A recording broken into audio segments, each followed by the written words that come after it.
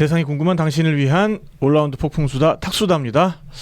네, 저는 탁PD고요. 네, 동화장정연구소 하승주입니다. 네, 반갑습니다. 원래 어제 했어야 되는 건데 이게 리뷰를 또 하려다 보니까 할 게 많아. 정리해야 될 것도 많고. 네, 그래서 하루 늦춰서 목요일 날 오늘 현충일 날 시작을 했습니다. 네, 저희 후손들의 평화로운 삶을 위해서 희생해주신 우리 조상님들의 음덕에 감사하면서 일본 놈 개새끼 하면서 일단 못을 하나 박아놓고 시작을 하도록 하겠습니다. 네. 외놈이라 해야 되는 게. 아, 외놈. 외놈 새끼들. 외놈 쇼군 오늘 리뷰해 보도록 하겠습니다. 네. 지난 시간에 우리가 그 실제의 미우라 안진이었던 윌리엄 애덤스하고 그다음에 그 드라마에 나오는 존 블랙스원에 대해서 비교를 좀 해봤고 그 뒤로 좀 그 콘텐츠 많이 보셨습니까? 뭐 제가 또 이때에 매우 약해가지고 그래서 전반적인 걸 좀 알아야 되겠다 싶어가지고 에도 시대 좀 공부 좀 해보고 여전히 제가 특히 일본 쪽에 약한 거가 이름 때문에 미쳐버리겠는 거예요. 진짜. 아니 근데 글쎄요, 뭐 그렇게까지 힘든가? 이제 한번 헷갈리고 난 다음에 전 하다못해 이 도요토미랑 도쿠가와 둘 다 도시잖아. 예, 이거부터 시작을 해가지고 옛날에 또 제가 어렸을 때 보던 책에는 다 뭐 소서행정, 뭐 가등청정, 덕천가강 이랬는데 그쵸. 예, 이게 또 다 바뀌었어 일본 이름으로. 원어로 다 바뀌었죠. 예, 네. 이러다 보니 이 헷갈림이 2배가 돼가지고 그래서 많이 약해요. 그래서 어디까지 거둘 수 있을까 잘 모르겠습니다. 이게 그리고 보면은 또 우리는 돌림자를 형제끼리 쓰잖아요. 근데 일본은 돌림자를 이렇게 아래로 이렇게 쭉 쓰더라고요. 좀 유서 있는 가문들은. 그러니까 뭐 히데요시, 뭐 토요토미 히데요시인데 히데자를 아들한테 계속 줘. 뭐 이제 그런 식이야. 히데요시, 히데요리 뭐 이렇게 그런 식으로. 예. 네. 도쿠가와가도 마찬가지고. 예. 그래서 그런 것들이 좀 더 그러니까 벌써 토쿠가와는 똑같고 그다음에 이에까지 똑같으니까 그다음에 그 뒤에 끄트머리에 붙은 거 가지고 몇 대 슈군인지를 알아야 되는데 그런 것 때문에 좀 힘들게 여겨질 수는 있을 것 같습니다. 네. 자, 어쨌든 오늘 그래서 오늘 한번 비교를 해볼 거는 저로서는 그 일본 역사를 처음으로 한번 정면으로 약간 건드리는 물론 뭐 정말 대단히 이걸 전공하신 분들에 비해서는 여전히 이제 격가지로 측면으로 건드리는 거지만 그렇죠. 뭐 예익수다 이제 탁수다에서 하는데 뭐 그래도 어쨌든 나름 그래도 일본 역사에서 굉장히 중요했던 시기에 중요했던 인물 다름 아닌 도쿠가와 이에야스 맞습니다. 도쿠가와 막부를 열었던 도쿠가와 이에야스가 이 드라마 시리즈에서는 어떤 식으로 등장을 하는가 그거를 좀 알아보도록 하겠습니다. 특히 유튜브 이런 그 팟캐스트 이런 방송에서 옛날 이야기를 다루면서 참 그 다룰 때 후달리는 파트가 1등이 삼국지고 2등이 일본 전국시대이잖아요. 다들 덕후가 너무 많아가지고 맞아요. 뭐 조금 틀린 거 나온다 그러면 이제 박살이 나는 파트이기 때문에 약간 긴장이 됩니다. 그래서 박살은 어차피 날 것이라고 아예 전제를 하고 그런 마음이 편하니까 그렇게 하고 이제 좀 이야기를 진행시켜 가보도록 하겠습니다. 일단은 SDA 부처님께서 이번 시리즈의 토리나가랑 도쿠가와는 솔직히 외모 차이가 너무 심하다. 맞는 말씀인 것 같습니다. 네. 원래 그 도쿠가와 이에야스가 그렇게 썩 잘생긴 인물은 아니었어요. 네, 그러니까 좀 풍채 있고 좀 별명이 너구리였어요. 너구리. 네. 그래도 그 전 때 토요토미는 쥐새끼였으니까. 그렇죠. 쥐보다는 너구리가 훨씬. 쥐보다는 한참 그래도 진화를 한 거라고 봐야 될지. 여튼 그랬는데 이 시리즈에서는 우리 뭐 그 최강의 미남배우죠. 사나다 형님 어디 갔지? 네, 여튼 그 극강의 그 미중년 배우가 연기를 하고 있으니까 정말 그 저렇게 나이 먹고 싶다. 약간 뭐 그런 마음을 들게 만들죠. 네.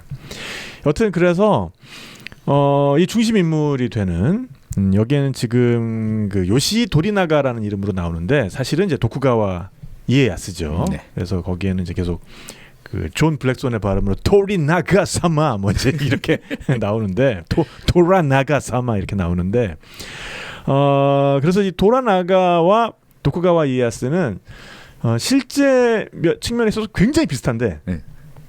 물론 이제 드라마다 보니까 사건을 또 압축시켜야 되고 더 그 실제 사건보다 오히려 굴곡을 줘야 되고 하다 보니까 많은 부분이 좀 다르다. 그래서 오늘은 그거를 좀 집중적으로 살펴보려고 합니다. 이거 원작자 그러니까 쇼군 이 원작자도 우리랑 비슷할 거예요. 이 일본 전국 시대 까딱 잘못했다가 이거 역사 다큐로 받아들이는 맞아요. 사람들한테 박살나기 시작하면 정신없잖아요. 예전 넷플릭스에서 또 그 사무라이라고 시리즈 있었잖아요. 네네네. 그게 또 일본 역사를 이은다.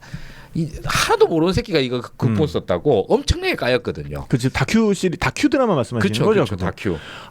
그거는 뭐 조선 나오는데 보면은 뭐 이게 탕건이라 그러나요? 망건이라 그러나요? 그것도 안 하고 갓 쓰고 앉아 있고 아주 기도 안 차. 네, 그걸로 하도 욕을 먹었으니까 쇼군 이거는 이건 진짜 문학이야, 문학 드라마니까 좀 널널하게 봐주쇼. 뭐 이런 게 좀 많이 크지 않았을까 싶습니다. 맞아요. 그런 측면에서는 굉장히 영리한 선택을 한 것 같아요. 맞아, 이름도 바꾸고 이러니까. 실제 역사랑 이렇게 비교를 해보면 정말 가장 그 주시한 부분만 실제 역사에서도 가장 그 심장 쫄깃한 부분들만 이렇게 모아가지고 뭐 나름 그 뜨개질을 했구나 이걸 가지고 시줄관 날줄을 해체한 다음에 그걸 다시 엮어가지고 이렇게 만들어놨구나 그런 생각을 하게 됩니다. 그래서 이제 요거를 좀 이해하기 위해서는 실제 연도를 좀 몇 개를 알고 가면 좋을 것 같아요. 그래서 실제 일본의 역사에서 이 쇼군 드라마를 이해하기 위한 그 배경이 되는 시대는 대략 한 1584년부터 한 1615년 사이에 그 어간입니다. 물론 이제 가장 핵심이 되는 것은 이제 1600년이고요. 맞습니다. 1600년이 일단 외우기 너무 쉽잖아요. 딱 떨어지니까. 이 1600년에 뭐가 있었냐면은 그 유명한 세기가하라 전투가 있었죠. 맞습니다. 이걸로 사실은 에도 막부가 열렸다고 해도 과언이 아닌. 그렇죠. 예, 실제로는 이제 3년 있다가 이제 정식 취임을 하지만 이때서부터 도쿠가와 이에야스의 천하가 시작이 되고 그 이후로 메이지 유신으로 끝날 때까지 260년간, 264년 뭐 이 정도 시간이 이제 에도 막부의 시대가 이제 촥 열려버리는 거죠. 그렇죠. 그래서 여기 드라마에서 보면은 이 존 블랙손이 일본에 도착하는 연도가 1600년입니다. 근데 그것은 실제에서도 윌리엄 아담스가 큐슈에 있는 우스키라는 곳에 상륙하는 것도 1600년이에요. 그거는 맞군요. 네. 그해 5월 12일에 윌리엄 아담스가 왔고 그 다음에 10월 21일 날 세키가하라 전투가 벌어져요. 그러니까 와도 정말 기가 막힌 타이밍에 온 거지 이 사람이. 그래서 사실 그러니까 우리 원래 이제 주인공 윌리엄 애덤스가 그 도쿠가와 이에야스의 권력을 갖다가 만들어 나가는 과정에서는 실제로는 뭐 큰 역할은 못했을 거고 권력을 다 잡고 난 다음에 통치하는데 그렇죠. 예를 들자면 뭐 조선이라든가 항해라든가 이런 데에는 뭐 도움을 줬을 가능성이 매우 큰 이런 인물이겠죠. 그 실제로는 이렇게. 그래 알겠고 너 잠깐 거기 있어. 제 신경을 많이 못 썼대요. 근데 이제 이 드라마에서는 어쨌든 계속 그 주인공 스포트라이트를 받아야 되니까 계속해서 이 토라나가의 옆에 머물면서 뭔가 목숨도 되게 여러 번 구해주고 이런 걸로 나오게 되는 거죠. 실제로는 뭐 그랬을 리가 있겠습니까? 이때까지 이 당시까지만 해도 여기 도쿠가와 이에야스가 5대로 중에서 나머지 4대1로 붙어가지고 늘 목숨의 위협을 받는 이런 상황으로 몰렸지만서도 드라마에서는 아니 실제로 그때 당시에 원탑 오브 원탑이 도쿠가와 이에야스였는데 그렇죠. 나머지 4개가 붙어가지고 결국 졌잖아요. 그 얘기도 제가 오늘 좀 살펴보도록 하겠습니다. 그래서 그 전후로 해서 한 1584년부터 1615년이라고 제가 언급을 한 게 1584년에 무슨 일이 있었냐 하면은 코마키 나가쿠테 전투라는 게 있었어요. 이 코마키 나가쿠테 전투가 뭐냐 하면은 지금 하시는 건 그 만화책 보고 지금 하시는 거 아니에요? 맞아요. 지금 보고 계신 그 인륜의 대마르카시온 그 노부나가를 죽인 남자라고 굉장히 재밌는 그 일본 역사 만화 있는데 저도 얼마 전에 그걸 읽었거든요. 근데 이제 그걸 지금 읽고 계신 모양입니다. 여튼 그래서 이 코마키 나가쿠테 전투가 뭐냐 하면은 도쿠가와 세력이 나름 그 이제 오다 노부나가 사후에 다 같이 이제 도쿠가와도 그랬고 이 도요토미도 그랬고 히데요시도 그랬고 다 오다 노부나가의 부하였는데 빅보스가 갑자기 되게 허망하게 죽어버리잖아요. 그 부하의 배반으로 혼노지에 적은 혼노지에 있다. 그러고 나서 그러면 이제 누가 이 다시 이제 빅보스의 자리를 이어받느냐 그치. 이거를 오다의 가지고 싸움이 붙는데 그때 결국에는 이제 토요토미 히데요시가 패권을 차지하게 되죠. 그렇죠. 그래서 거기에 대해서 나름 대항을 해보다가 야 이거 안 되겠는데 하고서는 고개를 숙이게 된 게 그 코마키 나가쿠테 전투라는 거고요. 사실 이 전투에서도 뭐 결론적으로는 토요토미가 이겨가지고 네네.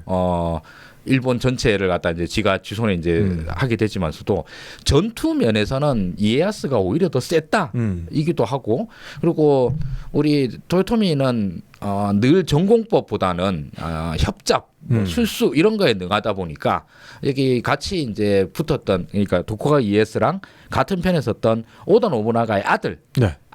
요쪽 세력이 있었는데 얘네가 아무래도 상대적으로 약하다 그러니까 얘네들을 먼저 후드로 까가지고 귀신같이 그냥. 네. 그래서 이제 거기서 강화를 맺으니까 도쿠가와 이에야스가 이제 됐다 이제 뭐 숙이고 들어가야 되겠다 해서 결국은 도요토미의 시대가 이제 그 전투를 계기로 이제 확실히 열려버린 것이 되었죠. 아니 뭐 이쪽 역사에 약하시다면서 인륜의 대마루 포시온에는 네, 그만 참 정리 잘 돼 있습니다. 아니 웬만한 역사책보다 일목요연하게 그러니까 정리가 잘 돼 있어. 네. 아직 정식 발매 안 된 것 같은데 네네네. 정말 그 뭐랄까 일본 특유의 뭐 이상한 국뽕 이런 거 거의 싹 빼고 굉장히 건조하게 잘 쓴 만화책이더라고요. 네. 진짜. 저도 그거 파일로 구해가지고 읽고 있는데 사실 저도요. 예. 네네네. 요겁니다. 요거. 요즘 작은 이미지로 왔는데 요즘 이순신 장군 나오는 맞아. 편의 지금 표지인 것 같아요. 네. 이순신 장군에 대해서도 굉장히 객관적으로 오히려 굉장히 존경을 하고 있구나라는 마음이 느껴질 정도로 굉장히 객관적으로 잘 서술을 하고 있습니다. 맞습니다. 네. 그 일본에서는 저기 그 조선 사람들 많이 그 깔보고 뭐 이렇게 하대하고 이런 게 있지만서도 조선 사람으로서 이제 제일 그 높게 쳐준 사람 1등은 당연히 이순신 장군님이고 그다음에 안중근 의사도 네네. 엄청 높게 쳐주죠. 그러니까 뭔가 자신들을 압도적인 힘으로 이렇게 굴복시킨 상대에 대해서는 인정해주는 게 좀 일본적인 정서인 것 같아요. 그것도 그렇고 일단 이순신 장군이 위대한 장군이 아니라고 그러면 거기에 박살난 일본군 자체가 그치. 너무 허접해지는 거고 그리고 이등방문 이것도 얘도 이제 죽었을 때 그래도 영웅의 손에 죽었다. 이래야지 어느 정도 이제 균형이 맞다고 해야 되나 맞아요. 이런 네. 게 있다 보니까 그런 의미에서 사실 안중근 의사는 일본 감옥에서도 사실 다른 독립투사들이 받았던 고문에 비하면 거의 고문 받은 것도 없다 할 정도로 나름 뭐 존중을 받았다라고 그렇게 알고 있습니다. 네. 여튼 그래서 그 코마키 나가쿠테 전투에서 사실은 그 도쿠가와 이에야스가 굉장히 노심초사하거든요. 이제 고립이 돼가지고 이제 그런 공공한 처지의 모습을 이때 이 드라마에서 쇼군 드라마에서 토라나가가 그 오사카 세력에 의해서 막 핍박받을 때 모습에다가 대입을 해보면 굉장히 비슷하게 이렇게 맞아 들어갑니다. 그게 그때랑 연결이 되겠구나. 네네네. 그리고 1614년 15년에는 뭐가 있었냐면 이제 오사카 전투라는 게 있어요. 그러면은 세키가와라 끝나고 난 다음에 그래서 이 1614년 15년 이때 사실상으로는 정말 그 도요토미 잔당을 완전히 일소해 버리는 거거든요. 그러니까 세키가와라 전투 때는 도쿠가와 이에야스가 이제 천하의 패권을 차지한다. 그렇죠. 이제 이 정도 의미고, 근데 천하의 패권을 차지한 다음에 적으로 싸웠던 애들을 바로 다 그냥 전멸시켜 버릴 수는 없잖아요. 이렇게 덕을 베풀어야 되니까. 그러면서 이제 차츰차츰 그 에도 막부의 기반을 닦은 다음에 이쯤 됐으면 이제 뭐 오사카 한번 싹 밀지 뭐 해가지고 완전히 그냥 오사카를 포맷해버린 게 1614년 15년의 오사카 전투입니다. 그래서 이제 여기에서 사실 이 드라마 내내 언급되는 그 크림슨 스카이라는 게 있어요. 네. 한자로는 홍천. 뭐만 하면은 이 토라나가 사마가 그 홍천 한번 해 말어. 이번에 홍천 해? 야 홍천 한다. 뭐 이제 하다가 아니야 홍천은 역시 하면 안 되는 거야. 뭐 이제 계속 이러는 게 있는데 그게 뭐냐면은 일종의 그러니까 쿠데타죠. 그게 이제 자기가 자기 세력을 몰고 오사카로 쳐들어가겠다 이건데 그게 사실은 실제 역사에서 일어났던 게 1614년 15년의 오사카 전투죠. 근데 입장은 굉장히 다른 거죠. 이 드라마에서 마치 뭔가 궁극의 목표처럼 묘사를 하는 홍천은 어떤 약자의 입장에서 이제 강자들을 자신의 세력을 이제 권투중내에서 쳐들어가는 거고 이 1614년 15년의 오사카 전투의 경우에는 도쿠가와가 이제 확실한 패권을 차지한 다음에 이쯤 되면 그 저기 하드 디스크도 한 번씩 이렇게 포맷해줘야 잘 돌아간다는데 오사카를 한번 포맷해야겠구만 이제 그런 느낌으로 했던 거고. 근데 여기서 또 뭐가 한 가지가 나오냐면은 이거는 이제 약간 빅스포인데 네. 거의 마지막 편에 가야 나오는 빅스포. 이거 원하시지 않으시는 분들은 이제 스킵해 주십시오. 여튼 마지막에 가면은 레이디 마리코가 이제 결국엔 죽습니다. 그래서 오사카를 탈출하는 과정에서 오사카를 그 토라나가 세력과 함께 토라나가의 가족들과 함께 탈출하는 과정에서 이제 죽게 되는데 이 마리코의 모델이 됐던 사람이 있었다고 했잖아요. 네. 가라샤라고 하는 실제로도 귀족의 부인이었고 그리스도교도였고 굉장히 좀 현명하고 아름다운 그런 인물로 그려지는데 이 사람이 죽은 것도 오사카 전투에서였어요. 그래서 이제 그런 것들을 또 겹쳐서 본다면은 이 오사카 전투의 모습들도 사실은 이 쇼군 드라마 안에 좀 녹아져 있는 게 아닌가. 그 크림슨 스카이라고 그러면 홍천, 네네. 하늘을 빨갛게 한다. 그러니까 저 드라마에서의 의미로는 아니 실제 역사에서 오사카 포맷했다라고 하는 의미로 본다 그러면 아예 다 죽여가지고 그냥 하늘로 땅이고 핏빛으로 빨갛게 물들였다고 대충 이렇게 받아들여야 되지 않을까? 그렇죠. 네. 자, 그래서 그렇다면 네. 이 토라나가 사마는 대체 어디의 영주인 것인가?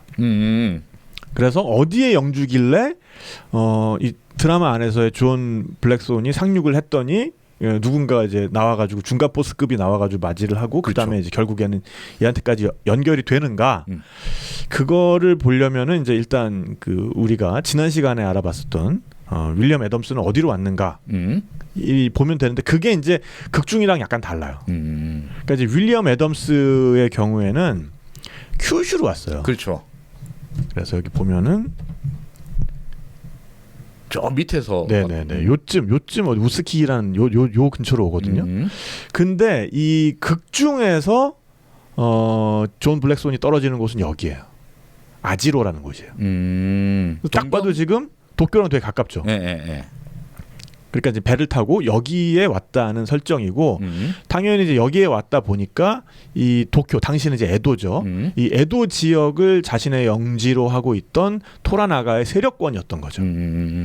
그래서 이 아지로를 직접 담당하고 있었던 영주가 그 아사노 타다노부 그 거기에서는 이제 야부시게라는 이름으로 나오는 그 영주였던 것이고 그 다음에 이제 여기 도쿄의 대영주인 토라나가와 이제 연결이 되게 되는 거죠. 그래서 이 당시만 해도 도쿄는 지금처럼 뭔가 중심되는 그런 지역이 아니었고 그냥 뻘밭이었어요. 그러니까 이거 저기 도쿠가와가 원래는 저기 에도가 자기 영지가 아니었고 그렇죠. 그 옆에 근처 어디였더라? 뭐 승풍가? 아무튼 뭐 그 동네였는데 당시 이름으로는 이제 미카와. 네. 근데 여기 저기 토요토미한테 졌잖아요. 네네. 지고 난 다음에 그로부터 1590년 그러니까 6년 후 전쟁이 끝나는데 6년 후에 토요토미가 명령을 내립니다. 그 번을 바꾸라고. 미카와에서 에도로 가라. 맞습니다. 에도로 가라 그러니까 이제 그때 저기 도쿠가와는 늘 하던 대로 들이받아 아니면 참아. 그래서 늘 하던 대로 참긴 하지만서도 에도로 가라는 게 사실 죽으라는 말과 마찬가지였을 정도로 그때는 정말 아까 말씀하셨듯이 뻘밭이라 그랬잖아요. 네네. 그러니까 동경만이라고 하는 게 지금이야 뭐 지금 보면은 지리적으로 일본의 수도로서 거의 완벽해. 관동과 관서 딱 중간에 있고 그쵸. 네. 저기 국토의 한복판에 있고 게다가 그 뒤로 간토평야라 그러잖아. 거기서 어마어마한 미국 생산량 이거 다 되는데 이때까지만 해도 여기서는 아무것도 안 돼. 제일 골 때린 게 일단 땅이 다 뻘밭이라 가지고 농사를 못 짓고 둘째로 뻘이다 보니까 땅을 파가지고 우물을 파야 되는데 우물을 파면 다 소금물이 나와요. 물이 없어. 농사도 못 짓고 마실 물도 없고 이런 데를 그 영지로 해가지고 가라 그래가지고 그래서 꾹 참고 갑니다. 가가지고 거기서부터 무려 10년 이상을 갖다가 도쿠가와가 이 에도를 갖다가 사람 사는 대로 만드느라고 다 때려박고 그 동안에 토요토미는 뭘 했느냐? 임진왜란을 일으켜가지고 1592부터 임진왜란이 시작했잖아요. 네. 그래서 그 당시에 센 영주들은 전부 다 조선에 다 끌려갔는데 센 영주는 거의 유일하다시피 안 끌려간 게 이 우리 도쿠가와였죠. 도쿠가와는 왜 아니죠? 에도로 와가지고 저 아무것도 없어요. 에다가 이제 여기 와서 여기 에도에서부터 시작을 해가지고 조선까지 갔는데 너무 멀어요. 이 핑계를 댔는데 그래 뭐 그것도 그렇네 뭐 해가지고 도쿠가와는 조선 침공에 참여를 안 하게 됐죠. 그래서 사실 이 이후에 일본 에도 막부에서 조선에다가 계속 조선 통신사를 요구를 하잖아요. 조선 통신사를 요구를 할 때도 조선 왕실이라는 게 우리는 임진왜란에 안 갔습니다. 아 맞아요. 나중에 그 국교 정상화하는데도 굉장히 도움이 됐죠. 맞아. 네. 우리는 진짜로 전혀 문제 없었고 진짜 문제 있던 새끼들은 그 우리가 새끼 가라에서 목 다 날렸습니다. 뭐 이게 이제 나름 조선과의 이제 국교 정상화를 하는데 큰 그 영향을 끼쳤다고 그러죠. 네. 그러니까 이제 그런 거를 전봉이라고 하는데, 그러니까 원래 자기 그 영토는 미카와국이라고 했잖아요. 미카와. 네. 미카와가 어디 있는 거야? 그러니까 이제 요게 여기. 거기구나. 지금 도쿄가 요쪽이고 지금 그림이 저희한테 가려가지고 좀 빼겠습니다. 도쿄는 요 안쪽 그렇죠. 도쿄만 안쪽이고 미카와가 여기였거든요. 그리고 거리가 꽤 있네. 네, 그래서 미카와 바로 옆에 붙어 있는 게 오와리인데 이 오와리가 오다 노부나가의 영토예요. 그러니까 이제 여기가 워낙 싸움을 잘했으니까 계속 막 이렇게 여기서 이제 어쨌든 좀 얻어 터지면서 크긴 했지만 그래도 나름 이제 여기서 독자 세력을 구축을 하고 있었는데 이제 도요토미 히데요시가 정권을 잡은 다음에는 자네 거기 미카에서 나와가지고 이번에 우리가 정벌한 데 있어 거기 그 호조 가문이라고 말 안 듣는 애들 걔네가 우리가 다 이제 정벌했으니까 거기 가가지고 자네가 좀 거기를 잘 좀 살기 좋은 곳으로 좀 바꿔봐라고 한 건데 표면적으로는 이게 영토가 오히려 늘어난 거예요. 100만 석 이상 늘어난 영전이었지만 사실 가서 보면은 개발된 게 아무것도 없는. 맞아. 그러니까 100만 석이 늘어났다면서요. 그러니까 그래 그 100만 석을 지금부터 네가 이제 만들어. 그래서 정말 속으로는 대충 생고생하다가 이제 뭐 저 그러니까. 피들피들해지겠지 뭐 이제 이런 느낌으로 보낸 거였는데 그래서 이에야스가 그 히데요시 앞에서는 굉장히 큰 소리를 쳤대요. 그렇다면 뭐 거기 좋습니다. 땅도 좋고 뭐 가서 한번 해보겠습니다. 이랬는데 도착하니까 이제 완전 망연자실한 거죠. 그냥 들이받을까 했었는데. 그러니까 에도성 가보니까 성이 있긴 한데 완전 폐성이고 뜨문뜨문 인가 있고 그래가지고 이제 가신들이랑 이제 정말 엄청나게 이제 그 낙담을 했을 거 아니에요. 그러니까. 하지만 그 앞에서 가신들을 모아놓고 이에야스가 그때 한 말이 나는 여기를 오사카처럼 만들겠다. 라는 말을 한 거예요. 그리고 맞아. 그 가신들도 굉장히 호응을 해줬고 그래서 이 일본 속담 중에 이런 게 있어요. 미카와 시절부터의 하타모토. 그 친구는 완전히 뭐 우리 회사의 그 미카와 시절부터의 하타모토지. 뭐지 이런 표현이 있어요. 그러니까 약간 개국공신 내지는 뭐 정말 아주 고생을 같이 했던 그런 친구 이런 게 미카와 시절부터 생사고락을 함께 했던 하타모토가 이제 그 호위무사잖아요. 네, 그런 식으로 부른다고 해요.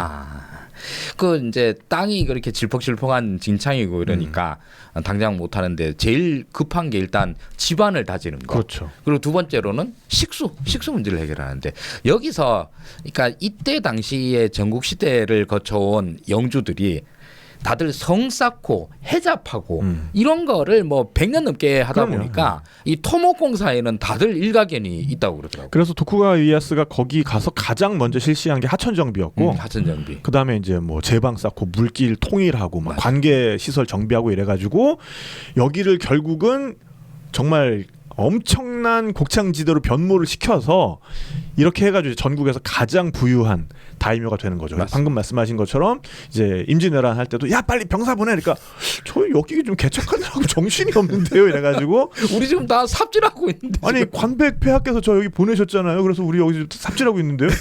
맞아 그랬지. 그럼 니네 거기 있어봐 해가지고 그 덕에 이제 병력 손실도 없었고 그러니까. 나중에 조선과 이런 관계 통신사 교류하는 것들도 네네. 수월하게 됐고 그렇습니다. 네. 그러니까 사실 저기가 이제 뻘밭이라는 말은 그 강이 많이 오는 삼각지라는 뜻이잖아요. 네, 그렇죠. 그러니까 땅 정비만 되고 나면은 여기가 어마어마한 퇴적층 농사가 아주 잘 되는 거. 근데 네. 그 전에는 왜 농사를 못 짓느냐? 여름만 되면 그냥 다 휩쓸려 내려가 버리니까 도저히 사람도 살 수가 없고 농사는 더더군다나 못 짓는 데였었는데 아까 말씀하신 대로 하천 정비부터 시작을 해가지고 하천을 갖다가 이제 여러 개 펴졌던 지류들을 딱 하나로 모으고 여기 물길 정리하고 제방 쌓고 이러다 보니까 그 뒤에 있는 평야들이 이제 일본 최고의 그 뭐랄까 농업 생산력, 쌀 생산력이 뒷받침이 돼 버린 거죠. 그래서 다른 대형주들과 비교해서 이제 전성기 때 한 3-4배가 커버리니까 그걸 바탕으로 해가지고 결국에는 천하 통일을 한 거죠. 그리고 이제 그 드라마 중에 보면은 계속해서 이제 과거 회상이 나오잖아요. 네. 그때마다 뭔가 이제 자기 어릴 때는 늘 뭔가 목숨의 위협을 받았고 그리고 뭔가 아버지도 심지어 나를 뭐 미워했고 뭐 이제 그런 묘사들이 나오잖아요. 네. 이제 그거는 철저하게 그 역사적 사실에 기반을 한 겁니다. 네. 그 BGM이 계속 나온다고 지금 공태희 PD님께서 말씀해 주셨는데 제가 워낙 지금 진행도 하고 뭐 지금 이것도 뭐 이렇게 조작도 하고 하다 보니까 한 번씩 제가 BGM 끄는 걸 잊어먹어요. 그러니까 그런 거 있으면은 빨리빨리 말씀을 좀 해주십시오. 네. 그래서 이걸 알려면은 정말로 이제 도쿠가와 이에야스의 어린 시절을 좀 들여다 봐야 왜 그렇게 그 회상 씬만 나오면 이렇게 우중충해지고 막 이러는가 이런 걸 알 수가 있어요. 심지어 그 인륜의 대마르카시온 그 만화에도 보면은 나의 어린 시절은 일체계고였다 뭐 이러면서 정말 고통으로 점철된 시기였지 뭐 이런 회상을 하는 게 나오거든요. 그래서 어릴 때 보면은 이제 이 미카와 국에 당연히 이제 그 영주의 아들로 태어났을 거 아니에요. 그래서 네. 이제 미카와 국을 보면은 이제 오왈이 딱 밑에 있잖아요. 네. 어쨌든 그 굉장히 강성한 세력 스루가도 그때 굉장히 강했고 그래서 여기 미카와 국의 그때 다이묘가 마스다이라 히로타다였어요. 마스다이라 히로타다. 마스다이라. 오케이. 그러니까 이 도쿠가와 가문의 원래 성이 마스다이라예요. 나중에 이제 천하 통일을 하고 나서 성을 이제 개창을 한 거예요. 그 도요토미도 그렇잖아요. 그렇죠. 하시바였죠. 하시바. 나중에 이제 천황한테 받는 식으로 해가지고 바뀌었다고 그러고. 그래서 이제 마스다이라 히로타다가 바로 이에야스의 아버지예요. 그래서 이제 이 사람이 이 오와리국의 당시 그 다이묘가 오다 노부히데였는데 노부나가 아빠죠. 네, 그러니까 이런 식이에요. 그러니까는 노부히데의 아들은 노부나가예요. 그러니까 이러니까 헷갈리는 거지. 그래서 노부나가 아빠가 이제 자꾸 이제 야 이제 너 그 정도면 이제 우리 밑으로 들어와야지. 언제까지 저항할 거야? 이제 빨리 무릎 꿇어 했는데 그게 싫은 거야. 그래서 자신의 아들인 마스다이라 다케치요. 이 마스다이라 다케치요가 훗날의 도쿠가와 이에야스입니다. 이름 바꾸기 전에. 네네네. 그래서 6살 때 그 옆에 있는 스루가국이라는 데다가 이제 인질로 보내는 거예요. 근데 저기 오와리국으로 보내는 게 아니라 스루가국. 여기 옆이잖아요. 네. 여기다가 인질로 주면서 우리 동맹을 맺자. 그 동맹의 표시로 내 어린 아들내미를 준다. 그러니까 오와리와 대항하기 위해서. 그렇죠. 스루가랑 연맹을 맺어서 이제 우리끼리 한번 저기 버텨보자. 그렇죠. 예. 그런데 이 미카와 국의 이제 가신들한테 이제 아들내미를 이렇게 해가지고 이제 보냈을 거 아니에요? 네. 근데 그 가신들이 앞만 봐도 지금 이 상황에서 지금 오와리 국이랑 적지는 건 좀 말이 안 되는데 이 생각이 있었던 거예요. 네. 그래가지고 스루가로 안 가고 오와리 국으로 가버려요. 가신들이 이 어린 이에야스를 데리고. 그래요? 네. 빼돌리는 거죠. 저기 아빠는 저기 오른쪽으로 가라 했는데 왼쪽으로 가버린 거지. 네. 그래서 이제 오다 노부히데는 당연히 야야 네 아들 내가 가지고 있어. 네 아들 가진 이제 이렇게 됐으니까 너 이제 항복해. 네. 야 이러다가 이제 어린 아들내미 신상에 무슨 일이라도 생기면 어떡할 거야 했더니 이 히로타다가 이 아버지 마스다이라 히로타다가 죽여 괜찮아. 걔 하나 없어도 괜찮아. 죽여 이씨 죽여봐 뭐 이러면서 강경 대응을 한 거예요. 네. 그러면서 이제 이때부터 어린 그 도쿠가와 이에야스의 2년에 걸친 오와리국 인질 생활이 시작이 되는 거죠. 그러면서 이때 누구를 만나느냐? 자기보다 8살 많은 오다 노부나가를 만나게 되는 거죠. 여기서 이제 어릴 때 이제 친구가 되는 거예요, 그러면? 친구라기보다는 이제 큰 형님 뻘이고 어쨌든 자기네보다 강성한 나라의 적장자니까. 주인집 아들 자기들 주인집 눈치밥 도련님. 먹고 있는 거고. 그러면서 어쨌든 어린 시절부터 이제 이 어떤 성정은 어떠한가. 그리고 이 정도면 진짜 나중에 큰일 하겠는데 뭐 이러면서 좀 우러러 보게 되는 거죠. 그러면서 결국에는 그래서 그 스루가국이 동맹을 맺어주는 데는 동의를 하는데 이 미카와국에 근데 그 미카와국의 이제 아버지 히로타다는 암살이 돼요. 아들은 저기 가 있는 동안에 가신들에 의해서. 그러니까 가신들을 설득도 잘 못했고 굉장히 독선적인 성격이었던 것 같아. 그래서 암살이 되고 나니까 그 스루가국에 의해서 이제 지배가 돼요. 이 미카와 영토가. 그렇겠네. 예. 그러면서 이제 이번에 또 어떻게 됐냐면은 이때는 이제 스루가국이 굉장히 강해가지고 그 스루가국의 다이묘가 이마가와라는 사람이었는데 이 이마가와가 국경 지역을 막 또 이제 공격하기 시작해가지고 오다 노부히로를 사로잡아 버려요. 오다 노부히로가 그 노부나가의 형이에요. 배다른 형. 그러면서 자 우리 그 니네 아들내미 하나 잡았으니까 이거 교환하자. 뭐 니네는 뭐 내놓을래? 이랬더니 누굴 내놓겠어요?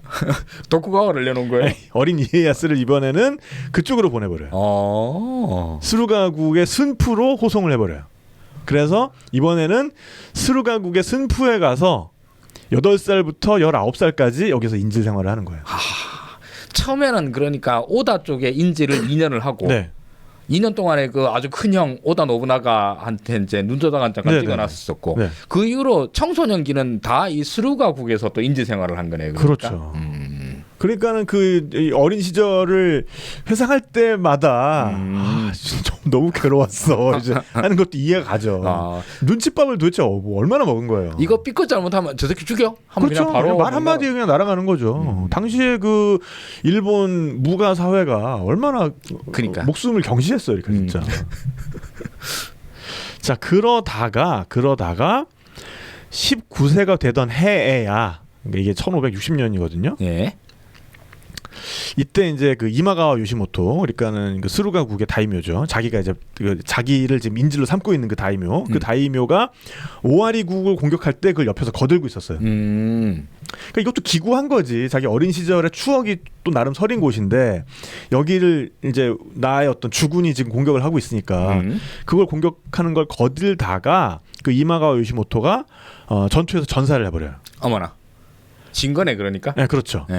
그러면서 겨우 고국으로 돌아와요. 그래도 얘는 살았구나. 미카와로 이제 돌아와서 1562년에 오다 노부나가를 만나서 동맹을 맺는데 성공을 해요.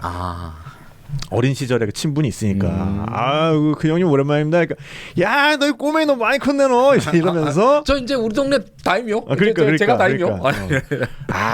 우리 어린 시절에 정이 있는데 형님 이번에 좀 저 좀 걷어 주십시오 좀. 더 이상 그 대들지 않고 우리 미카와 우리 무사들이랑 함께 열심히 한번 해보겠습니다. 그래 뭐 이러면서.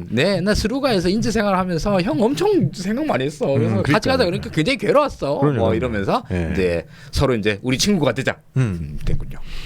그러면서 이제 이걸 기요스 동맹이라고 하는데 기요스 동맹을 맺어서 오다 노부나가 휘하로 들어가게 되는 거죠. 그래서 어쨌든 이때 그 6살에 자기 고향을 떠났다가 19살이 돼서 돌아왔는데 또 불구하고 번주가 됐잖아요. 다이묘가 됐잖아요. 여기에. 이제 그만큼 뭔가 이 미카와의 가신들이 이에야스를 굉장히 좋게 보고 있었고 변함없는 충성을 바치고 있었다. 이 가신놈이라는 새끼들도 진짜 좀 그런 게 어떤 때는 뭐 주군을 따라서 내 배도 가를게요 하면서 오만 충성 당하는 것처럼 보이기도 하고 어떤 때는 이 주군 뒤통수 치는 데는 너무 익숙한. 맞아요. 그래서 이것도 참 그렇더라고요. 도대체 뭘 해야지 충성을 하고 조금만 삐끗 나가면 오만 배신은 밥 먹듯이 하는데 얘네들이 뭘 충성스러운 가신 이런 게 말이 되나 이런 싶기도 하고 그렇습니다. 맞습니다.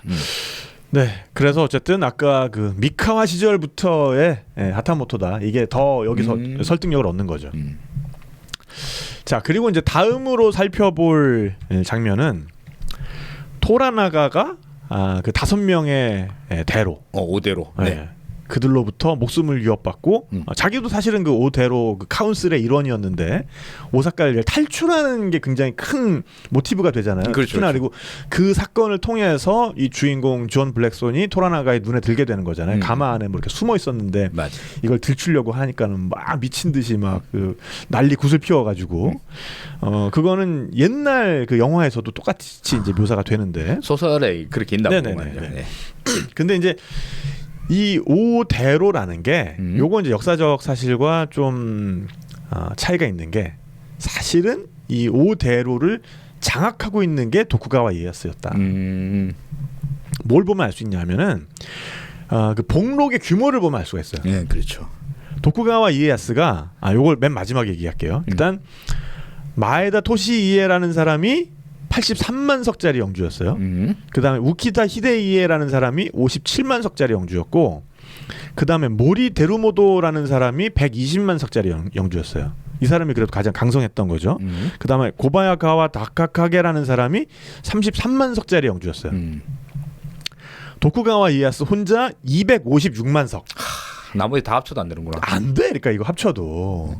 그리고 이제 그 드라마에 보면은 이 이시도 카즈나리라는 사람이 이 오대로의 일원이면서 뭔가 그 뒤에 그 가장 메인 빌런 역할을 하잖아요. 이시도. 네. 네. 그래서 이시도 카즈나리가 이제 그 오대로를 뭔가 휘두르면서 나머지 3명을 자기한테 붙여가지고 그 오대로의 일원인 토라나가를 공격하는 뭔가 이제 그런 구조를 짜 나가잖아요. 네. 근데 이제 이 이시도 카즈나리의 실제 인물이 된 사람은 이제 이시다 미치나리라는 사람이에요. 이름도 비슷하네. 예. 예. 근데 이제 실제로는 뭐 그렇게 인물이 썩 좋진 않았는데, 근데 이제 이 세키가와하라 영화에서는 굉장히 그래도 미남 배우가 역할을 하죠. 여튼 그래서 이 이시다 미치나리라는 사람도 어쨌든 그 전국시대 굉장히 영웅이긴 한데 사실은 이 사람은 오대로의 멤버가 아니었어요. 그러니까 그것도 굉장히 차이가 나는 거죠, 역사랑.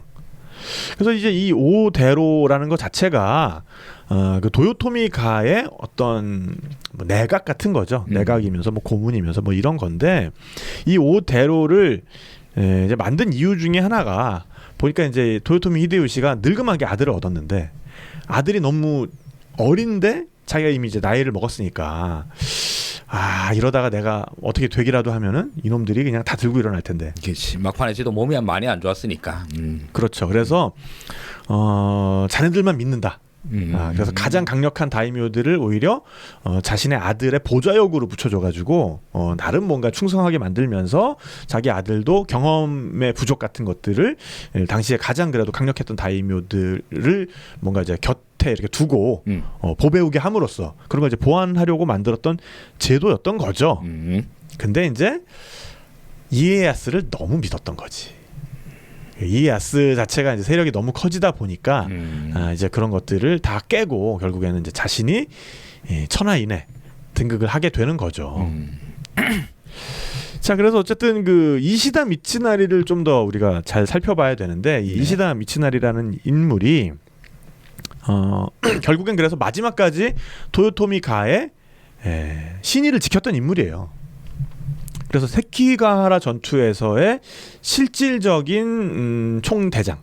그러니까 이제 당시에 이긴 편, 결국에 이제 우리가 이긴 편이라고 기억을 하는 도쿠가와 편? 네, 도쿠가와 편. 거기는 당연히 총대장이 이제 도쿠가와 이에야스고, 그다음에 그 반대편에 있어서 명목상의 총대장은 따로 있지만 실질적인 총대장을 맡았던 사람이 이 이시다 미치나리예요. 그래서 이 도쿠가와가 뭔가 도요토미의 그런 세상을 자기 멋대로 그렇게 바꿔버리는 거에 대해서는 동의할 수 없다라고 하면서 아직도 그 도요토미가의 충성을 다하는 그런 영주들을 규합을 해가지고 반기를 들게 되고 결국에는 이제 일망타진 당하는 게 세키가라의 굉장히 뭐 간단하게 얘기한 그런 거죠.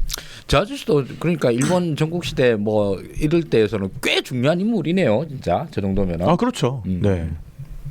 그래서 이 이시다 미치나리가 도요토미의 초기 영지였던 그 오우미라는 지역이 있어요. 오우미. 네, 오우미가 여기입니다. 여기 미카와랑도 가깝죠. 그러니까 오와리랑도 바로 옆이고. 그러니까 결국에는 이 지역의 그러니까 이제 이 결국에는 5단 5분화가의 세력권인 거죠 여기는. 네.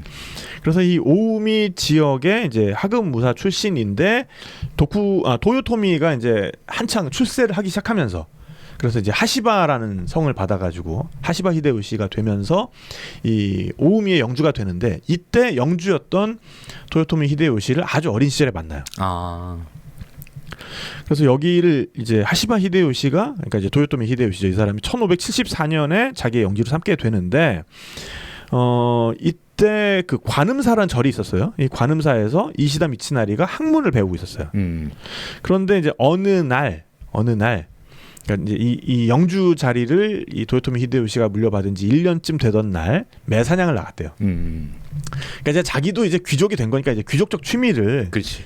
이제 부단히 갈고 닦아야지. 그래서 이제 정말 이 매사냥이야말로 귀족적 취미니까. 그래서 그걸 나갔다가 목이 마르니까 관음사에 들어가가지고 잠깐 쉬면서 그 보이는 그 꼬맹이한테 야 거기 차 좀 가져와라. 라고 했는데 이때 그 차를 대령한 사람이 사키치라는 이름으로 거기에서 학문을 배우고 있었던 소년이었던 거고 그게 이제 후세의 미치나리죠. 근데 이제 차를 가지고 내오는 폼이 굉장히 예사롭지가 않은 거예요. 야 가져와 했더니 처음에는 큰 잔에다가 굉장히 미지근하고 연한 차를 내왔어요. 그러니까 당연히 한숨에 마시기 좋잖아요. 그런 다음에 야 이거 시원하다. 야 이거 한 잔만 더 가져와라 했더니 처음 잔보다 약간 조금 더 따뜻하고 조금 더 진한 차를 그 그릇에 절반만 채워서 가지고 온 거예요. 그러니까 이제 히데요시가 그걸 또 이제 차근차근 마시고 나서 야 한 잔만 더 줘 했더니 이번에는 정말로 제대로 뜨겁고 아주 진한 차를 갖다가 원래 그 차 마시는 그 조그만 잔에다가 가지고 나온 거죠. 그러니까 나름 그 어린 나이에 지금 이 사람이 뭘 요구하는지를 완전 정확하게 간파를 한 거예요. 처음에 막 갈증 나고 할 때는 그렇죠. 미지근하게 해서 그때 막 뜨거운 거 주면은 막 분을 하고 막 그러면서 막 짜증 날 텐데 그냥 그때는 그냥 단숨에 들이킬 수 있게 굉장히 연한 차를 이제 미지근하게 해가지고 많이 가지고 온 거고 그 다음에 점점 이 갈증이 잦아들기 시작하니까 그 다음에 제대로 맛을 느낄 수 있는 그런 차를 가지고 온 거죠. 그래서 이때 이제 15살이었는데 야 이런 보통 얘기가 아닌 것 같은데 그러면서 야 너 나랑 같이 성으로 가자 한 거예요. 그래서 자기의 이제 코쇼로 삼아요. 코쇼가 뭐죠? 코쇼가 어린 이제 뭐 좀 시동이기도 하면서 그러면서 호위 역할이기도 하면서 이제 그런 애들이에요. 그래서 이제 이 코쇼는 사실 나름 좀 귀족 집안의 자제들이 많이 했어요. 그렇겠지. 예. 왜냐하면 어린 시절부터 이 영주의 눈도장을 받을 수 있잖아요. 그러면서 이 당시의 일본 귀족 사회에는 남색이 굉장히 만연해 있었는데 그 남색하는 걸 이제 와카슈도라고 불렀는데 그 와카슈도 하는 대상은 굉장히 자연스럽게 이 코쇼들일 수밖에 없었죠 사실. 그렇겠지. 예. 그러면서 그때는 이제 어떤 영주의 와카슈도의 상대가 됐다는 게 굉장히 영광이었어요. 그러다 보니까 그러면서 어찌 보면은 그 둘 사이에 더 애틋한 게 싹 텄을 수도 있고 네. 그래서 전쟁터 나가면 좀 더 초계같이 나의 어떤 연정의 상대이면서 나의 주군이기도 한 그 상대를 위해서 또 목숨을 바칠 수 있었던 거죠. 이 이야기는 지난번에 우리 조선 잡기 얘기하면서 뭐 그 조선의 남색까지 지적질하고 있는데 일본 훨씬 더 심했다 그 얘기하면서 제가 좀 했던 것 같고요. 맞아. 근데 여튼 이렇게 하면서 이제 히데요시의 최측근이 되었지만 이게 이제 오히려 나중에 이 사람이 더 크게 못 되는 좀 장애물로 작용을 해요. 왜냐하면 워낙에 그 히데요시가 원하는 것들을 착착착 알고 실행을 해주다 보니까 영주들한테는 더 그 미운 털이 박혔던 거죠. 그러니까 야 이번에 걔 그쪽에 좀 이렇게 정리해가지고 걔는 대충 그 좀 다이묘에서 쫓아내고 걔는 목록을 좀 줄이고 뭐 이런 거 해야 되지 않겠니? 그럼 이미 진행하고 있습니다. 뭐 이제 이런 거였던 거죠. 게다가 또 뭐 임진왜란 하는 동안에 얘가 이제 굳은 일 다 했을 거 아니야. 그렇죠. 뭐 군대 정발하고 뭐 말 안 들으면 뭐 네네. 저기 협박질하고 이러는 거. 그러니까 소위 말하는 험한 일, 뭐 굳은 일을 네. 다 맡아서 했으니 이 인망은 많이 잃었겠죠, 진짜. 그러면서 이 본인이 그러면 군사적 재능이 출중했느냐? 그게 또 아니에요. 그러니까 이 병사들 지휘하고 하는 거에 있어서는 뭐 그렇게 썩 훌륭한 재주는 없었다. 자, 그러다 보니까 이제 세키가하라에서 양 세력이 싸울 때 결국에는 이 부대 간에 뭔가 손발도 잘 안 맞았고 그 다음에 워낙에 느슨하게 이쪽 그때 이제 동군이죠, 동군이 워낙 느슨하게 좀 결속이 돼 있다 보니까 네네 결국에는 이제 서로 이제 눈치 보다가 저놈이 나가면 나도 나가고 저놈 안 움직이잖아 그럼 나도 안 움직이고 뭐 이러다가 결국에는 이제 패전을 하게 되는 거고 게다가 늘 그렇듯이 저런 일본 대형 전투에서는 늘 뒤통수 치는 새끼들이 나와가지고 그렇죠 세키가하라에서도 또 한 놈이 뒤통수 치는 바람에 맞습니다. 네. 그 사실 뭐 근 10만 대 10만이 붙은 초대형 전투잖아요. 근데 이게 한 3시간 만에 다 끝났대요. 그렇죠. 뒤통수를 하도 세게 맞은 바람에 그래서 이제 서군 대승리 이렇게 돼버려요. 그래서 결국에는 그 1600년에 이제 붙잡혀가지고 체포돼서 41세의 나이로 참형을 당합니다. 처형. 네, 그러니까 할복할 기회도 주지 않고 사실 할복이 좀 더 명예로운 거였는데 할복할 기회를 주지 않고 그냥 목을 베버리죠. 참 도쿠가와 동군이지 서군이 아니라. 그렇군요. 예, 네. 예. 그렇죠. 이제 서군이 패배를 했고 그렇죠, 동군이 이겼죠. 맨날 헷갈려요. 그러니까 이런 사소한 거에 헷갈린다니까. 맞아. 자, 그런데 그 드라마에 보면은 오사카 성에서 뭔가 이제 목숨의 위협을 느껴가지고 토라나가가 황급하게 몸을 피하는 장면이 나오잖아요. 네네. 근데 오히려 오사카 성에서 목숨의 위험을 느껴서 급하게 몸을 피한 사건이 있긴 있었는데 그게 이시다 미츠나리한테 일어나는 사건이었어요. 이시다 미츠나리가 오히려 또 탈출하는. 네. 탈출한 게 아니라 도쿠가와한테 찾아가서 살려달라래요. 그럼 누구한테 위협을 받는 거야 그러면? 그때 이제 보면은 임진왜란 끝나고 나서 그 도요토미 가문의 그 무력을 담당했던 그걸 이제 무단파라고 했거든요. 그 무단파 장수 7명이 있었어요. 그래서 이들을 부르는 별명이 7본창이었어요. 7개의 창이다. 그래서 이제 뭐 여기에 뭐 후쿠시마 마사노리 뭐 나카지마 나오치카 이런 이름들은 우리가 잘 모르는데 여기에 누가 껴 있었냐면 가토기요 마사가 여기 껴 있었어요. 소수행장. 아니요, 가등청정. 네, 가등청정이 여기 껴 있었어요. 이들의 거의 뭐 우두머리쯤 됐어요, 약간. 그래서 이들이 보자 하니까 저놈이 너무 지멋대로 한다. 우리가 이렇게 공을 우리가 많이 세웠는데 그런데 이제 뭔가 전후에 정비를 하면서 너무 저놈이 지멋대로 하는 것 같다라고 이제 열이 받아가지고 또 이제 이들이 어떤 그 무단파다 보니까 성격이 정말 괄괄했을 거 아닙니까? 오늘 밤에 우리 7명이 모여서 이 새끼를 죽여버린다. 이시다 제 새끼 이제 죽여버린다. 네네네. 뭐 이시다 니끼다 이기가 뭐 이건 아니고 여튼 그래가지고 막 기세가 등등해가지고 이 새끼 어딨어? 이 새끼 어딨어? 이러는데 그 움직임을 좀 미리 알아채긴 한 거예요. 그래서 긴급히 몸을 피해가지고 그때 이제 오사카 성 안에는 각 다이묘들의 저택이 다 있었어요. 그렇죠. 오사카 성을 둘러싸고 그때까지만 해도 오사카가 수도였으니까. 그렇죠. 그래서 그 다이묘들의 저택이 사실은 그 이제 참근교대라 그래가지고 그쪽에 이제 다이묘들이 교대로 와서 살게 했어요. 그게 이제 인질 정책이었던 거죠. 그래서 도쿠가와 이에야스의 저택도 당연히 거기 있었기 때문에 도쿠가와 이에야스 저택으로 도망갑니다. 도쿠가와는 당연히 또 저기 보듬어 주고. 그 처음엔 안 만나요. 처음엔 안 만나고 그 밑에 이제 가신들이 나와가지고 아니 이 야밤에 좀 뻔히 알면서 아이고 왜 오셨습니까? 그러니까는 이제 뒤에서 이제 도쿠가와는 그 문 뒤에서 이러고 듣고 있고 그래서 거기에서 이제 거기 계시는 거 다 압니다. 네? 이럴 때 좀 도와주시는 게 나중에 그 천하 패권을 다투려고 하는 사람의 그러지 않을까요? 뭐 그러니까는 이러면서 내가 잠깐 바쁜 일이 있어가지고 마침 마치고 오는 길이요. 뭐 이러면서 이제 나와가지고 어디 얘기나 한번 들어봅시다 해가지고 거기서 이제 뭐 그런 식으로 해서 이제 목숨을 살려주는 그런 장면이 그 세키가라라는 영화에 보면은 잘 또 묘사가 돼 있습니다. 그 나름 이것도 이제 나중에 이제 세키가라에서 또 적으로 만나니까 그 전에 이런 인연이 있었다 이런 게 아주 드라마틱한 이런 장면 이겠네요. 진짜. 그러면서 이제 이 암살 미수 사건에 의해서 이시다 미치나리가 오사카에서의 권력을 완전히 잃어버리는 거죠.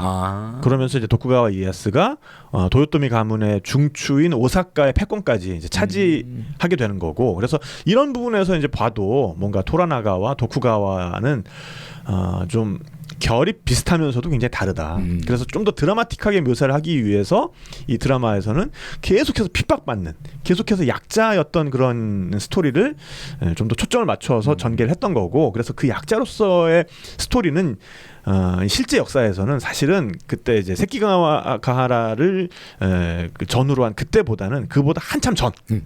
예. 그래서 이제 그런 시절을 살펴보면은 요게 약간 요런 느낌으로 살펴볼 수 있구만. 뭐 이제 그런 걸 좀 살펴볼 수가 있습니다. 그럼 1600년쯤 되면은 저기 도쿠가와가 완전 원탑이었고 저 원탑을 무찌르기 위해서 나머지 거의 모든 저 반 도쿠가와 세력들 다 뭉친 거였지 않습니까? 그래도 이제 물론 안 됐지만서도. 그리고 이제 거기 드라마에 또 보면은 거기 레이디 오치바라고 나와요. 네. 그 오치바가 누구냐면은 도요토미 히데요시가 죽고 나서 남긴 자기 부인이죠. 굉장히 젊은 나이에. 그래서 이 사람이 실제 역사에서 이제 요도도노라는 사람인데 오다 노부나가의 조카인가 그래요. 맞아. 네, 맞아. 그렇게 해서 결혼을 시켰다 그랬죠. 네네네. 그래서 뭐 어쨌든 뭐 살아 있을 때도 그 토요토미 히데요시 총애를 받았고 토요토미 히데요시는 자기가 계속 나 정말 저 사람처럼만 되면 소원이 없겠다라고 우러러보면서 살았던 게 오다 노부나가였는데 그 오다 노부나가의 핏줄을 어쨌든 자기 부인으로 맞아들였으니까 그것도 굉장히 나이가 들어서 젊은 부인을 맞아들인 거니까 얼마나 그 총애를 했겠어요.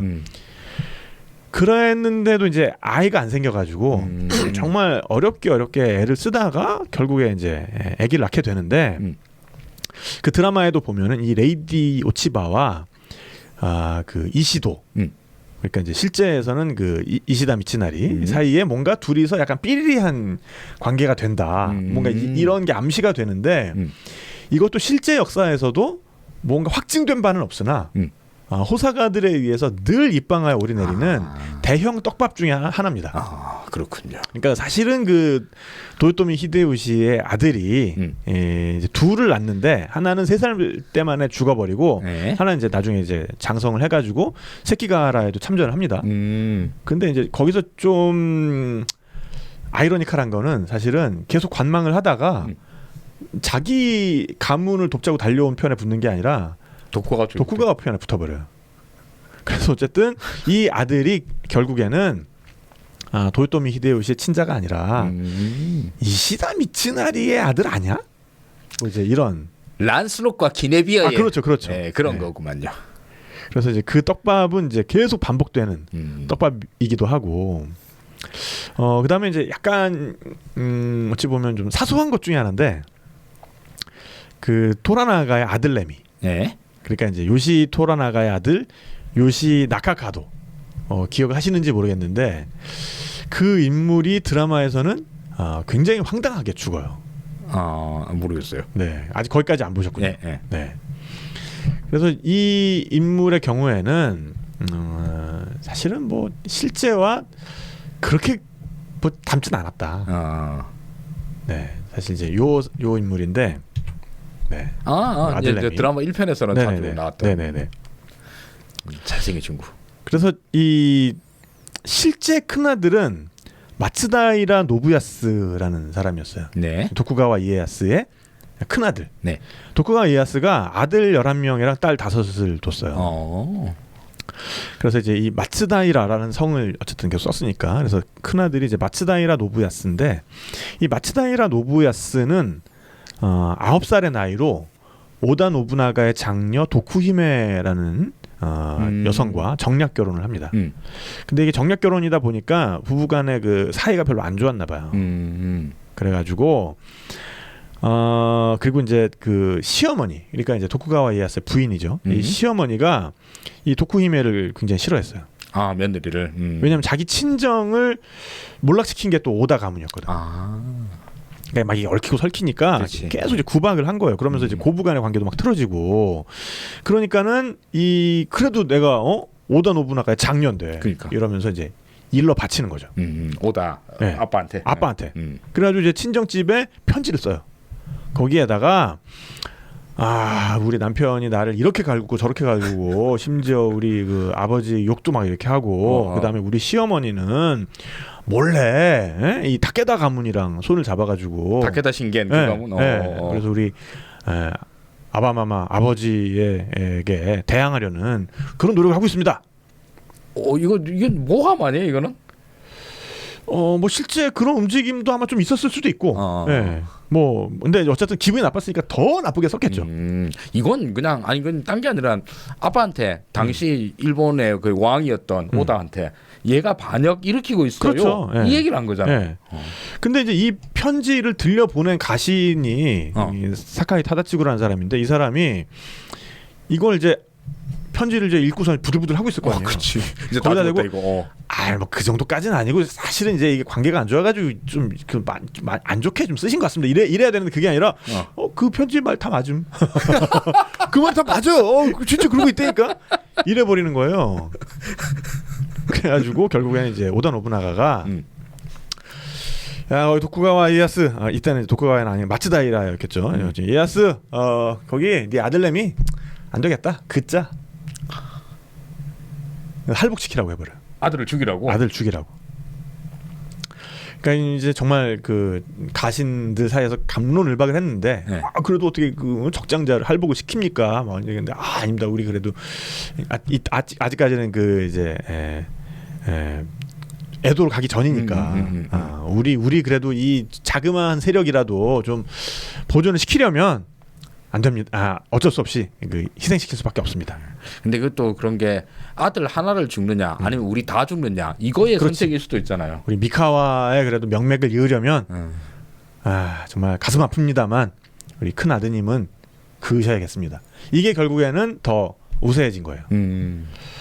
그래서 이제 향년 21세로 할복해서 죽습니다. 근데 드라마에서는 이 인물은 이 요시 나카카도 이 큰아들은 아버지의 적에게 칼을 겨누다가 그 아버지의 이제 동생이 그놈의 그 크림슨 스카이 도와주러 와요. 홍천을 이제 결국에는 이제 같이 합시다 해가지고 아버지의 동생이 와가지고 같이 이렇게 뭐 으쌰으쌰 하는 걸로 하고 뭐 이렇게 같이 이렇게 잔치도 벌이고 하는데 그 잔치상을 이 동생 놈이 사실은 뒤엎어 버리지. 사실은 내가 우리 형님을 도와주러 온 게 아니라 그 사대로의 밀명을 받고 왔지롱.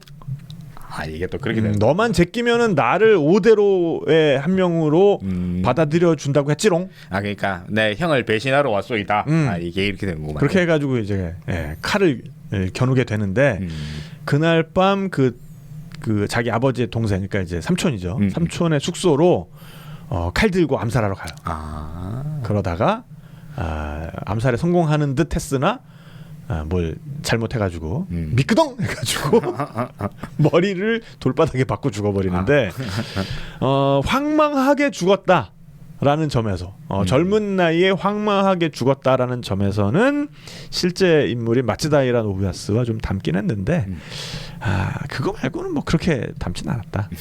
그래서 결국에는 어쨌든 도쿠가와 이에야스의 뒤를 이어서 쇼군이 되는 것은 삼남이었던 그 도쿠가와 히데타다입니다. 히데타다.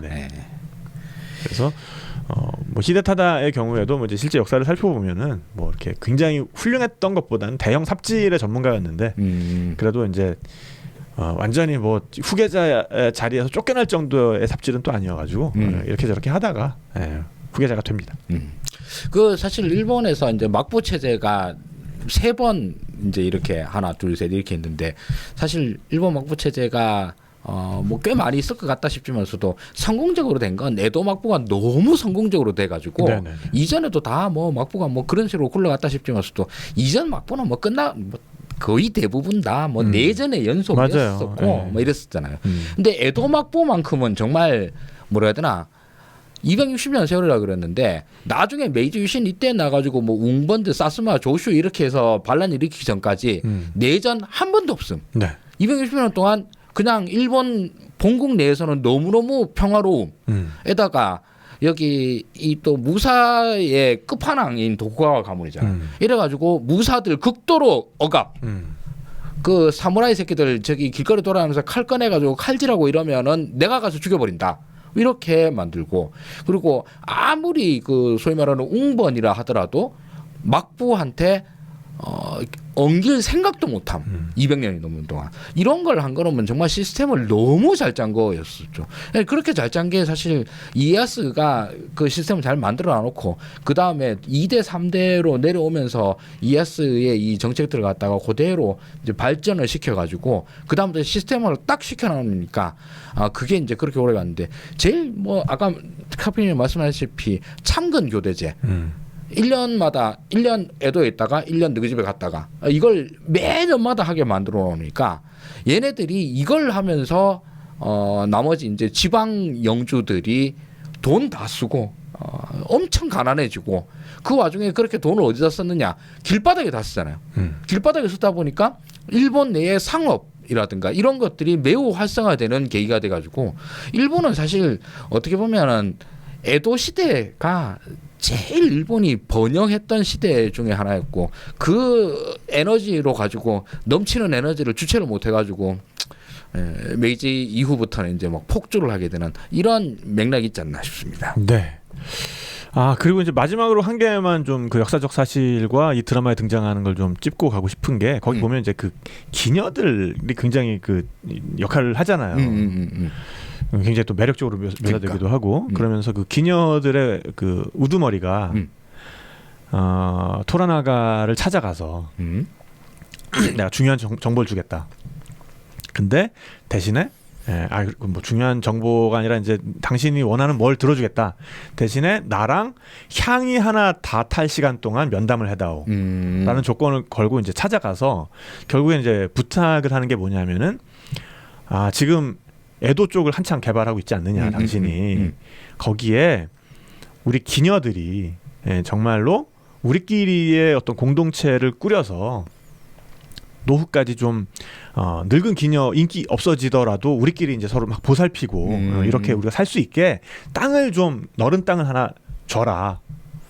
라고 해서 결국엔 토라나가 그걸 받아들여 주거든요.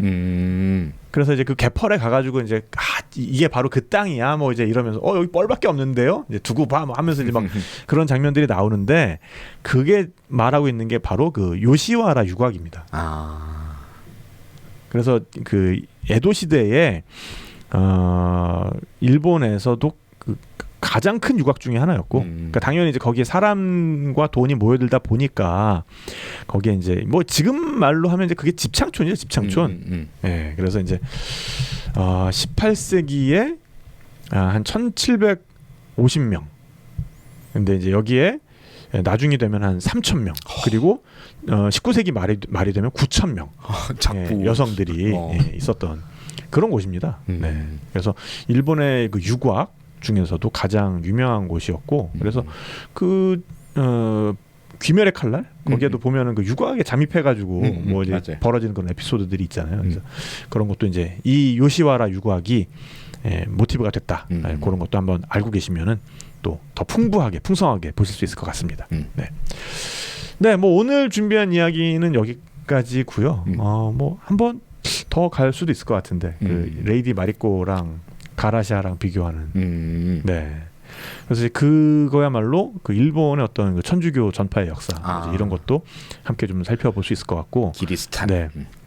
전국 시대의 그 여성들의 삶은 또 어떠했는지 뭐 이제 이런 것도 살펴볼 수 있을 것 같고 그 가라샤의 삶을 알면은 정말로 그 마리코라는 인물이 좀 더 입체적으로 보이는 것 같습니다. 네, 뭐 그렇게 해가지고 대충 마무리를 지으면 되지 않을까라고 생각을 해봅니다. 네, 그러면 다음 주에도 쇼군 리뷰 3부. 네네네. 네. 어쨌든 이 채팅창 이렇게 이제 위에다 띄워놨으니까 좀 많이들 참여 좀 해주시고요. 이게 제일 좋은 것 같아요. 네. 네. 여튼 저희 구독, 좋아요, 알림 설정 좀 많이 해주시고요. 네. 저희 CMS 후원도 또 참여해주시면은 저희 더욱 힘내서 잘 만들 수 있도록 하겠습니다. 네.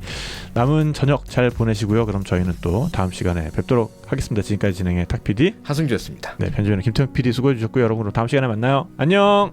입쇼.